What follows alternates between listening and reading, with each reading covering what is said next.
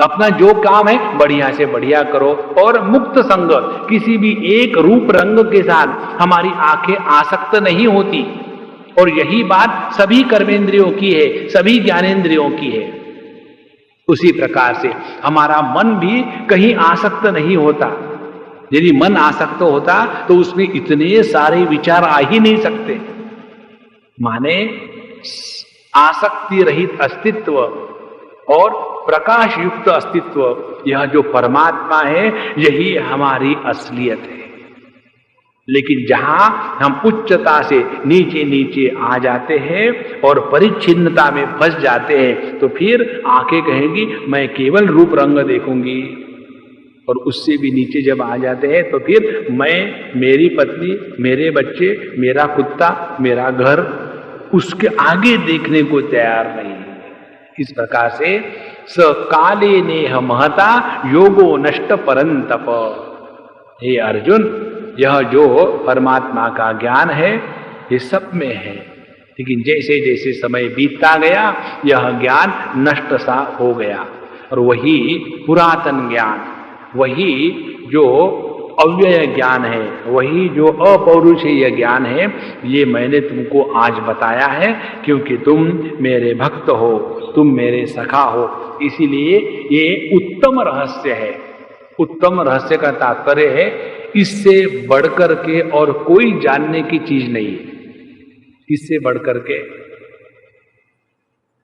जीवन में सुख की प्राप्ति के लिए प्रयत्न करके दुखी होने के स्थान पर अपने जीवन के प्रत्येक कार्यकलाप को आनंद को अभिव्यक्त करने के लिए करे, इससे बढ़कर और जानने की कोई बात नहीं दुनिया में। देखो कितनी सरल बात भगवान ने बताई। हम लोग कितने भी सर पटके, कितना भी प्रयत्न करो आप कि आप जगत में आनंद को प्राप्त करने के लिए कितनी भी दौड़ते रहो दुनिया में, हम आपको गारंटी देते हैं आपको कभी नहीं मिलेगा।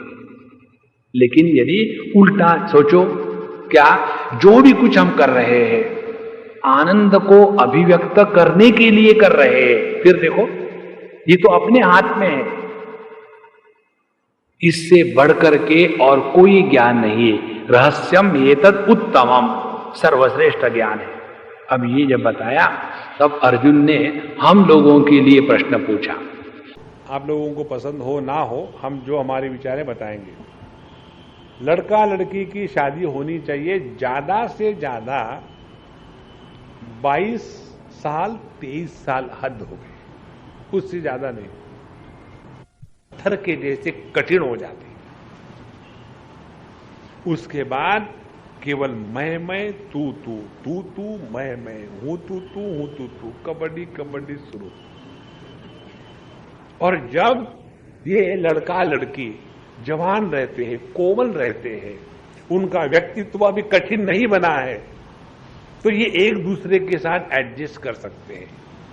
इसीलिए जो हमारा शुद्ध ज्ञान है, जैसी जैसी उम्र बढ़ती जाती है, हम अपने इंद्रियों बुद्धि से निकल के मन के गुलाम, मन से निकल करके अपने इंद्रियों के गुलाम बनते हैं। इसीलिए पिछले अध्याय में जो बताया है, इस काम का निवास स्थान है इंद्रिय, मन और फिर बुद्धि। तो ये उल्टी प्रक्रिया हो गई। तो सकाले नेह महता योगो नष्टः परंतप। तो हे अर्जुन, यह जो हमारा सबके हृदय में जो शुद्ध ज्ञान है, जैसे जैसी उम्र बढ़ती है, काल जाता है, वो ज्ञान नष्ट सा हो जाता है, पूरा नष्ट नहीं होता। उसके बाद तीसरे श्लोक में भगवान कहते हैं, स एवायं मया तेद्य योग प्रोक्तः पुरातनः भक्तोऽसि मे सखा चेति रहस्यं ह्येतदुत्तमम्। स एव अयम योगः, उसी योग को, जो योग हमने पहले विवस्वान सूर्य को दिया था, सूर्य ने मनु को दिया और मनु ने इक्ष्वाकु को दिया, या ऐसा कहो वही ज्ञान जो सबसे पहले हमारी बुद्धि में प्रकाशित होता है, फिर वही ज्ञान हमारे मन में प्रकाशित होता है, फिर वही ज्ञान हमारे इंद्रियों में प्रकाशित होता है। यही जो ज्ञान है इसके बारे में, और ये कैसा है, पुरातनः योगः, और ये सनातन ज्ञान है। ऐसी बात नहीं कि ये कोई ताजा ताजा लेटेस्ट फैशन की बात बताई है।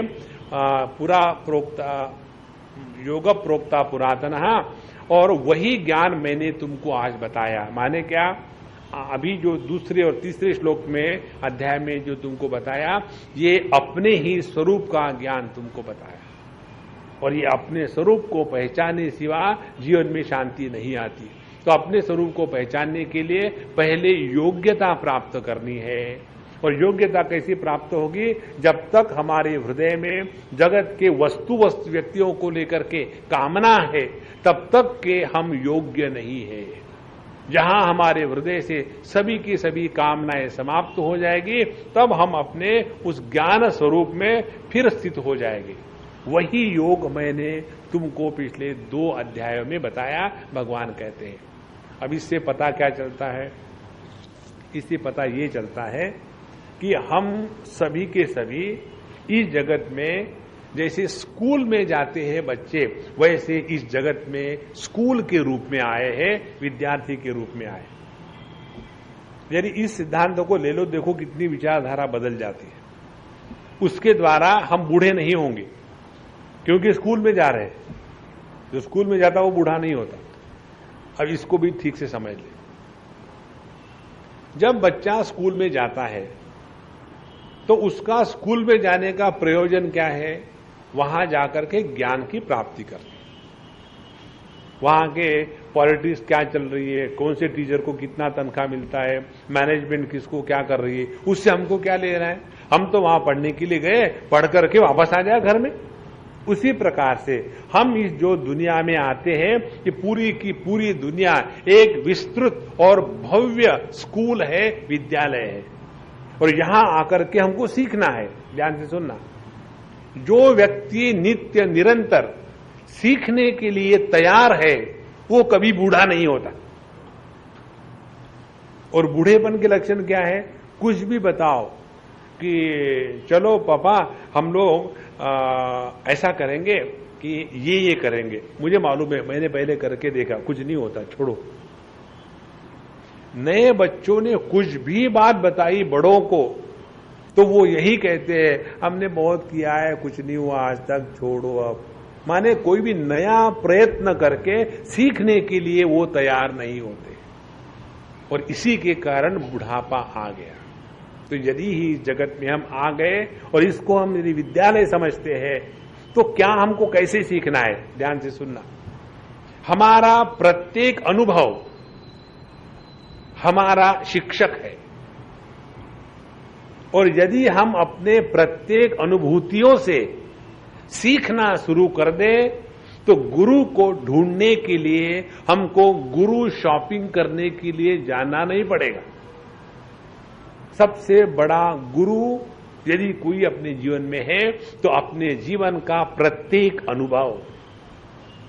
अब जो व्यक्ति अपने अनुभव से नहीं सीखता, वो दूसरे के अनुभव से क्या सीखेगा। और जो व्यक्ति दूसरे के अनुभव से सीखता है, वही ज्ञानी होता है। देखो, इसीलिए यह जो ज्ञान हमारे सबके जीवन में उपलब्ध है, फिर भी धीरे धीरे धीरे धीरे जैसा समय बढ़ता जाता है, ये जगत के संस्कार राग द्वेष इतने बढ़ जाते हैं कि ये अपना स्वरूप हम भूल गए, और अर्जुन के जैसे मोह में आकर के सुखी दुखी होते हैं। सो यह जो ज्ञान था, वही रहस्य, सर्वश्रेष्ठ ज्ञान, उत्तमम ज्ञान मैंने तुमको बताया। सवाल ये है कि भगवान आपने मुझे क्यों बताया। अब यहां देखो, भगवान के शब्द, भक्तों में सखा चेती, क्योंकि तुम मेरे भक्त हो, तुम मेरे सखा हो। इसका एक दूसरा भी अर्थ निकलता है, क्योंकि मैं तुम्हारा भक्त हूं। हमारे कन्हैयालाल जी अर्जुन को स्पष्ट कहते हैं कि अर्जुन मैं तुम्हारा भक्त हूं। यही बात आती है भगवान रामकृष्ण के जीवन में, जब एक बार उन्होंने नरेंद्र को बुलाया भेजा। अरे भाई उसको बुलाना, कई दिनों से आया नहीं, लड़का कहां चला गया।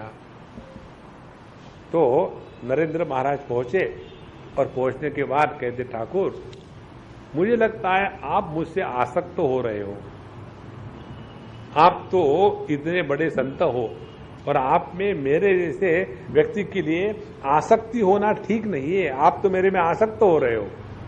तो उन्होंने बताया कि हे नरेंद्र, तुमने जो मुझे स्वीकार किया है वो अज्ञान के बल पर, सस्पिशन के द्वारा, कि मैंने जो तुमको स्वीकार किया है वो समझ करके कि तुम कौन हो, तुम स्वयं नहीं जानते, मैं जानता हूं तुम कौन हो। इसी प्रकार से भगवान अर्जुन को कहते हैं कि अर्जुन तुम नहीं जानते तुम कौन हो, लेकिन मैं जानता हूं कि तुम कौन हो, और इसीलिए तुम मेरे इष्ट हो और मैं तुम्हारा भक्त हूं। ऐसी ठोस बात सिर्फ कन्हैया लाल ही कर सकते हैं, बाकी कोई नहीं कर सकता। इसीलिए भक्तों से में सखा चेती, और सखा तुम मेरे सखा हो, मित्र हो। भगवान श्री कृष्ण का जो जीवन है उसमें जो सौंदर्य है, वो सौंदर्य अपने जीवन में आना शुरू हो गया तो समझ लेना हम भगवान के असली भक्त हैं। तो भगवान के जीवन का सौंदर्य क्या है? 16,108। ट्राई मत करना है, एक से मुश्किल होती है। भगवान के जीवन का सौंदर्य क्या है? उनके जीवन में जितने कष्ट आए उतने हमारे किसी के भी जीवन में नहीं आ सकते, और फिर भी वो हमेशा मुस्कुराते रहे।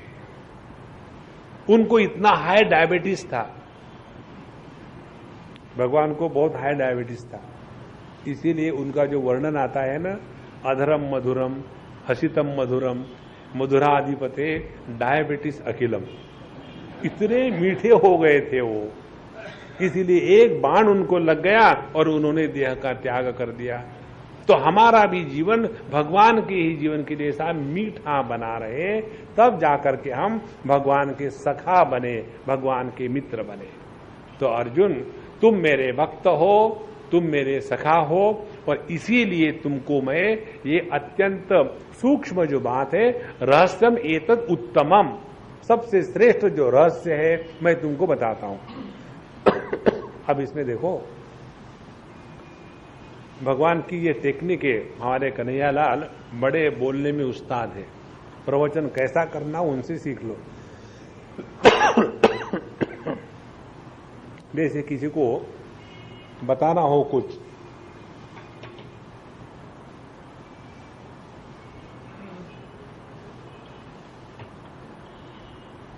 और उनके मन को आकर्षित करना हो ताकि उनका मन कहीं न जावे, और फिर उनको बता सकते हैं। क्योंकि प्रवचनकर्ता के सामने सबसे ज्यादा चैलेंज, समस्या क्या होती है मालूम है? सभी श्रोताओं के मन को पकड़ के रखना। यदि वक्ता श्रोताओं के मन को पकड़ के नहीं रख सकता तो वो कभी टिकेंगे नहीं। एक बार तो आएंगे, 10-10 रुपए देकर के बैठो भैया, दूसरी बार भाग जाएंगे। तो ये मन को पकड़ के रखने की जो टेक्निक है, ये भगवान से सीखने जैसी है। वो क्या कहते हैं, यदि किसी को अब उसका मन अपनी तरफ खींच लेना हो तो उसको ऐसे बताना, मैं तुमको एक बात बताता हूं, सुनो। पर देखो भाई मेरे टाइम नहीं है, बाद में देखेंगे। ठीक है, मत सुनो, मैं तो तुमको कुछ बता रहा था तुम्हारे भले के लिए कि वो गुप्ता जी तुम्हारे बारे में ऐसा बोलेंगे, मुझे ये उम्मीद नहीं थी। कोई बात नहीं, बाद में बताएंगे, इनफ। बाकी सभी के सभी काम अपने आप कैंसिल हो जाते हैं। वो क्या बताया था, नहीं it's a great secret, I can't tell you like that. उसको बताओ कि ये रहस्य है तो और उसका मन एकाग्र हो जाता है। इसी प्रकार से भगवान कहते हैं कि मैं तुमको ऑर्डिनरी रहस्य नहीं बताने जा रहा हूं, सुप्रीम सीक्रेट क्या है इसमें वो तुमको मैं बताया जा रहा हूं। इस प्रकार से अर्जुन का मन आकर्षित करने के लिए भगवान ने इस ज्ञान की परंपरा की बात बताई। अब एक और महत्व की बात वो ये है कि हमारे शास्त्रों में जब तक के अपने वचनों का शास्त्रों के द्वारा समर्थन नहीं होता तब तक के हमारे वचनों की कीमत नहीं, तब तक के वो प्रमाणित नहीं हुए। उसी प्रकार से यहां उन्होंने ये जो परंपरा बताई है सूर्य से लेकर के इक्ष्वाकु तक, इसमें उन्होंने ज्ञान की परंपरा बताई है। जिस ज्ञान में परंपरा नहीं होती वह ज्ञान धोखादायक होता है। और इसलिए ये बताने के बाद अब अर्जुन हम सब के लिए प्रश्न पूछता है।